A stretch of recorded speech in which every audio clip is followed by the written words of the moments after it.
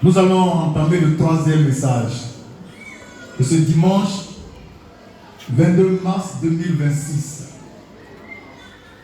La dernière fois au conseil de l'église, j'ai dit que j'allais revenir sur la nudité de Cam, pas de Cam, nudité de Noé et tout ce qui entoure ce mystère. Amen. Et j'ai échangé avec Mouni qui m'a sorti un verset biblique. 1 Samuel 19, 24. On va dire que je vais réexpliquer. À nous, j'ai expliqué. Je donne ma position. Je donne ma position. Moi, je ne crois pas de façon aveugle ce que dit la Bible, lui, second. C'est une Bible très dangereuse. D'accord? On va lire du second 1 Samuel 19, 24. Et je vais donner la position de la manne fraîche en ce qui concerne la nudité du roi Saül. Je précise, je suis précis quand je parle. Je parle de la nudité du roi Saül. D'accord? Mais il ne faut pas extrapoler. On reste dans ça jusqu'à la fin de la prédication. Nudité du roi Saül. Que dit la Bible, lui second? Lecture. 1 Samuel 19, verset 24. Oui. Il ôta ses vêtements. Il ôta ses vêtements. Et il prophétisa aussi. Et il prophétisa aussi. Devant Samuel. Devant Samuel. Et il se jetait nu. Et il se jeta nu. Se jeta nu. Par terre. Par terre. Tout ce jour-là. Tout ce jour-là. Et toute la nuit. Et toute la nuit. Très bien. La Bible, lui second, je précise bien. La Bible, lui second, dit que le roi Saül a prophétisé nu. Et toute la nuit, il est resté nu devant Samuel. Et les gens disent que Saül était à poil quand il prophétisait sous l'onction de Dieu. Il dit, mais attention, faisons attention. Ayons un peu de discernement spirituel. On parle du roi Saül, l'homme le plus élevé en dignité en ce temps-là. C'était le choix de Dieu lui-même. Et il va prophétiser à poil devant ses fidèles qui sont habillés. Attends. C'est pas parce qu'il a dit il était nu que toi tu as dit qu'il était à poil. Donc toi quand tu es nu à poil, tu es bâtard. Tu es diable. Je donne la position de la manne fraîche. Saül était nu, mais n'était pas à poil. Amen. Quand on peut être nu, c'est être à poil. Amen. On peut être partiellement nu ou totalement nu. Amen. D'ailleurs, on va chercher le mot nudité, ça veut dire quoi? Dans Google. Que signifie nudité? Comment le roi Saül, un moyen de Dieu, va se mettre nu, le sexe est dehors, avec les gonades, les poils partout, et puis il prophétise. Et autour de lui, les gens sont habillés. Mais dis donc. Mais dis donc. Moi je ne comprends pas ça. Je ne comprends pas ça. Pour moi il était nu. Il était à moitié nu. Il avait le torse nu, mais il cachait ses parties sexuelles par un autre vêtement. Parce que tu n'es pas assez fou, assez diable, assez bête, assez diable. Pour faire quelqu'un prophétiser lui à poil, les gonades se baladant à gauche à droite. Alléluia. Est-ce Dieu, je n'en veux pas? Pourquoi je n'en veux pas? Parce que maintenant j'ai une ici nue, on est plus par là. Et voilà un peu pour vous dire celui-ci. Je ne crois pas en ça.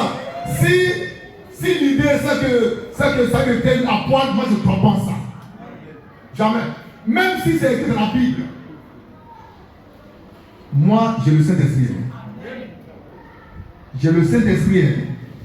Et j'ai le discernement. Amen. Et je comprends les Écritures et la puissance de Dieu. Saül était nu, d'accord, mais il n'était pas à poil. Que dit l'unité? Définition de l'unité. Selon Google, la unité désigne l'état d'une personne non vêtue partiellement ou totalement. Faut bien lire. La unité désigne l'état d'une personne non vêtue partiellement ou totalement. Faut bien lire encore. La unité désigne l'état d'une personne non vêtue partiellement ou totalement. Partiellement ou totalement. Amen. Ou d'une partie du corps découverte. Ou d'une partie du corps découverte. Non, non. Non, non. Amen. Les chrétiens, c'est des... Amen.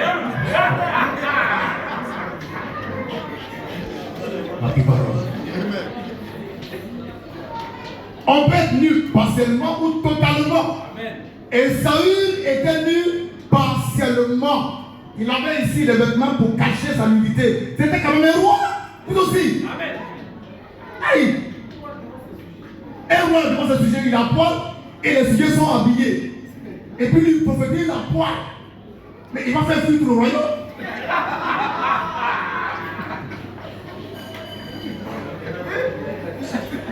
Oh,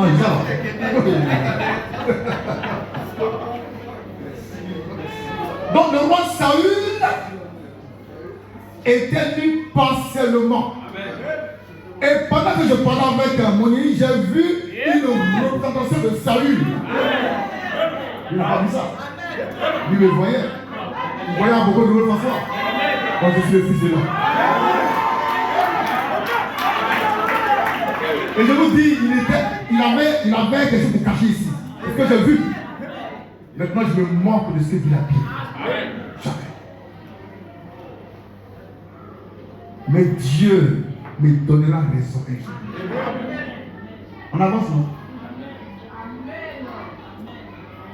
Mais imaginez un seul instant, je viens ici nu. À quoi? Mon frère, même si tu m'aimes, ce jour-là, c'est par là qu'on est sorti. Et oui, c'est là, je vais prophétiser seul. Quand même, un roi, quand même. Un roi. Maintenant, prenons Jean chapitre 13. 13 et suivant. Pour voir le cas de Jésus. Jésus-Christ, avant de laver les pieds de ses disciples, il s'est déshabillé, il s'est dépouillé. Est-ce que Jésus était à poil? Tu n'as même pas qu'à de penser comme ça. Adam et Ève, ils étaient nus, totalement nus. Ils étaient à poil, mais pas Saül. C'est ici la position de la manifeste. Elle est définitive, elle est irrévocable. Ça ne changera pas. Même si on m'envoie toutes les Bibles, je m'en fous de ça. J'ai vu une représentation de Saül le dimanche dernier. Et ça me suffit là. Lecture. Jean 13. Oui. Verset 3 à 4. Oui.